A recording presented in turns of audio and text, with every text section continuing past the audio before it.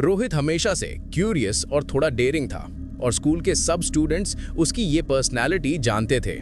एक रात जब स्कूल का नॉर्मल रूटीन खत्म हो गया और सारे स्टूडेंट्स और टीचर्स घर चले गए, रोहित ने अपने फ्रेंड्स अमित, प्रिया और सानिया को लाइब्रेरी में रुकने के लिए कन्विंस किया। उन्हें अपना एक्स्ट्रा असाइनमेंट कंप्लीट करना था, लेकिन सबको पता था कि लाइब्रेरी में रात में अकेला रहना काफ़ी क्रीपी हो सकता है।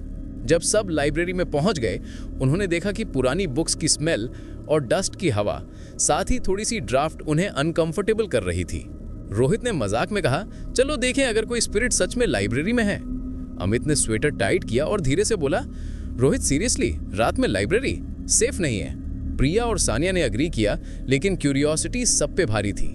सानिया ने एक पुरानी शेल्फ के ऊपर से डस्टी ओल्ड डायरी उठाई, जो विजिबली बहुत पुरानी और फ्रेजाइल लग रही थी। पेजेस में स्ट्रेंज सिंबल्स और स्कूल के पुराने स्टूडेंट्स और टीचर्स के नाम लिखे हुए थे। रोहित ने डायरी खोली और पहला पेज देखा। जैसे ही उसने उस पेज को पढ़ा, लाइब्रेरी के लाइट्स फ्लिकर होने लगे। एक सडन कोल्ड ब्रीज लाइब्रेरी के कॉर्नर से गुजर गई और सब स्टूडेंट्स का हार्ट बीट तेज हो गया। अमित ने स्वेटर और जैकेट टाइट की और धीरे से बोला, ये हवा नॉर्मल नहीं लग रही। पेज पर कुछ अजीब लिखा था, जिसने भी रात में लाइब्रेरी में मुझे पढ़ा वो कभी नॉर्मल वापस नहीं रहेगा। फ्रेंड्स ने एक दूसरे को देखा और रोहित ने मजाक में कहा, बस बकवास है, स्केरी स्टोरी की तरह। पर फिर लाइब्रेरी में एक सॉफ्ट विस्परिंग वॉइस आई, जो बिल्कुल उनके कान के पास से बोल रही थी, रोहित यहाँ से मत जाओ। रोहित का चेहरा पेल हो गया। प्रिया ने धीरे से पूछा, तुमने सुना? रोहित ने सिर्फ डायरी को शेल्फ में वापस रखा।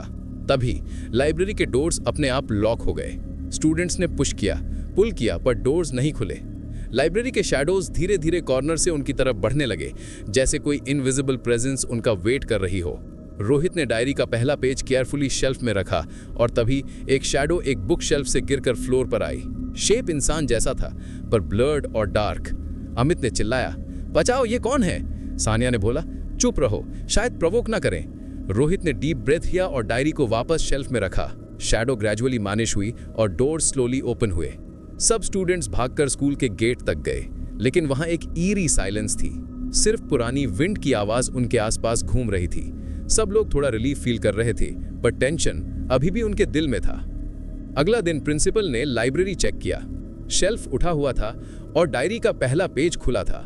उसमें पहले के प्रिंसिपल का नाम था, जो 10 साल पहले मिस्टीरियसली स्कूल से डिसअपियर हो गया था। रोहित और फ्रेंड्स डिसाइड किया कि अब रात में स्कूल में कभी नहीं रुकेंगे, लेकिन सबको पता था कि कुछ चीजें अब भी उनके साथ हैं। रोहित को अगले कुछ दिन में बार बार स्कूल के कॉरिडोर्स में शैडोज दिखने लगे। डायरी के सिंबल्स उसके सपनों में अपीयर होने लगे और एक फेंट वॉइस उसको बार बार सुनाई देती, कभी वापस मत आना। अमित के घर में डायरी के सिंबल्स सडनली उनके वॉल पे अपीयर हो गए और वो रात में स्क्रीम करते जगता। प्रिया और सानिया को लाइब्रेरी के कॉर्नर से हमेशा ठंडी हवा और फेंट विस्परिंग फील होती। रात के बाद रोहित को सपने में लाइब्रेरी फिर से दिखा। शैडो फिर आई और उसने डायरी का पेज खोला। इस बार रोहित का नाम ऑलरेडी लिखा हुआ था, जैसे डायरी ने पहले से रिकॉर्ड कर लिया हो।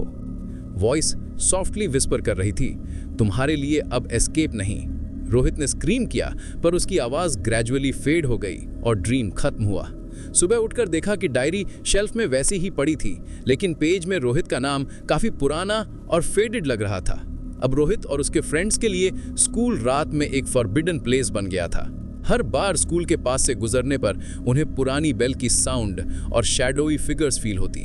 उन्होंने डिसाइड किया कि लाइब्रेरी और स्कूल के रात के कॉरिडोर से हमेशा दूर रहेंगे, लेकिन कहीं डीप इनसाइड उन्हें पता था कि डायरी और लाइब्रेरी उनके साथ अब भी हैं, उन्हें ऑब्जर्व कर रही है और वेट कर रही है उस एक गलत मोमेंट का। लाइब्रेरी के उस कॉर्नर में जहां डायरी रखी थी, अब भी रात के वक्त कुछ लोगों ने फेंट विस्पर्स और हल्की शैडोज देखी हैं। कभी कभी एक हल्की ब्रीज आती है जो बिल्कुल किसी का पैसेज फील करवाती है। लोग कहते हैं कि अगर आप सही वक्त पे लाइब्रेरी के उस पुराने कॉर्नर के पास खड़े हो जाओ, आपको एक फेंट वॉइस सुनाई दे सकती है, कभी मत लौटना।